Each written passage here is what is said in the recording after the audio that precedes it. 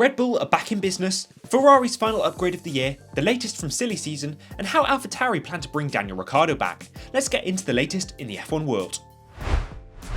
After a tough weekend in Singapore, Red Bull seemed to be back in business in Suzuka. Max Verstappen topped the times in both of the practice sessions and found his stride with the car a little easier than Sergio Perez, who was in P11 in FP1 and P9 in FP2. Sergio said that his morning session had gone a bit off balance and he was a little way off Max's times in both sessions, which is being rumoured to be due to the drivers running different specification floors as part of some setup experiments. Despite this, Sergio is hopeful for the rest of the weekend, as he said they now know which direction they need to take for the rest of the weekend. He believes they'll be strong in qualifying and in the Grand Prix, but it seems their main concern for the race will be tyre degradation due to the hot temperatures expected at the circuit over the weekend, with both Max and Checo commenting that it was quite high even in the practice sessions. It may not be as easy a run to pole for Max as we've come to expect prior to Singapore, as the competition to the rest of the field looks tight, particularly with Ferrari and McLaren, who come into the weekend off the back of amazing performances in Singapore. Will Red Bull hold the top spot for the rest of the weekend, or will Ferrari or McLaren pip them to the front row? Let us know in the comments. Ferrari had an epic weekend in Singapore and are following it up in Suzuka by introducing their supposed final upgrade of the season. Ferrari showed impressive speed in both practice sessions, with Carlos Sainz edging just ahead of Charles Leclerc in FP1 and vice versa in FP2.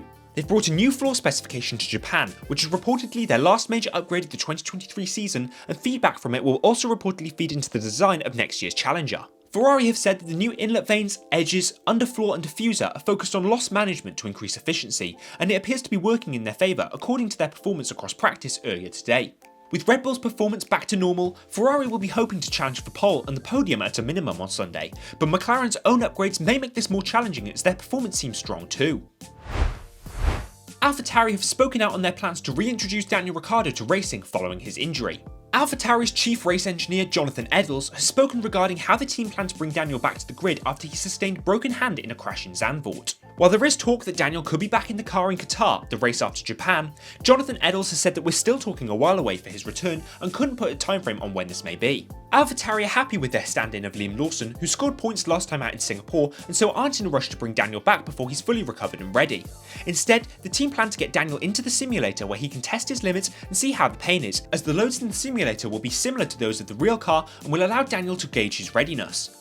Edels emphasised that it will be up for Daniel to make that final call on when it's time to come back, which may now be delayed until Austin at the end of October. We wish Daniel all the best in his continued recovery. As the F1 grid is almost full for 2024, drivers who missed out on opportunities for next season are having to look elsewhere for driving experience.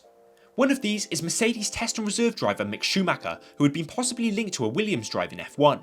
But now Alpine's interim team boss Bruno Famin has confirmed that Alpine are in talks with Mick to join their World Endurance Championship programme. Famin is also vice president of Alpine Motorsports, and today said it's true that they are talking with Mick about the possibility to race in their endurance programme with the A424.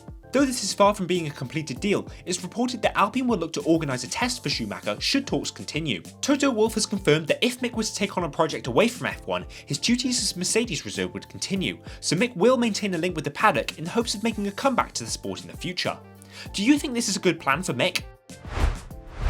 You're all caught up with the latest in the F1 world. What did you make of these stories from Friday in Japan? Let us know in the comments, like this video if you enjoyed it, and subscribe to Apex for the latest in the F1 world.